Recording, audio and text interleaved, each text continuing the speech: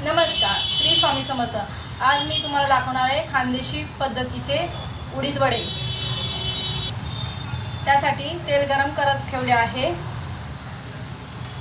असे बॅटर तयार करून घेतले आहे।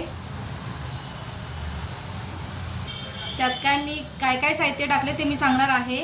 लसूण, मिरची, आलं, जिरे, बडीशेप, कढीपत्ता, हिंग, सोडा, मीठ अशा पद्धतीने आता आपण तेलात वडे सोडूया। हा रुमाल घट्ट पकडावा। असा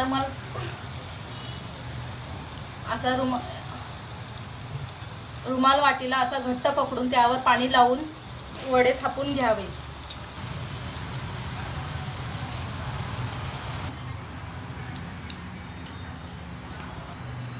अशा रीतीने आपले खानदेशी वडे तयार। आपण दह्याबरोबर खाऊ शकतो किंवा पुदिन्याच्या चटणीबरोबर खाऊ शकता।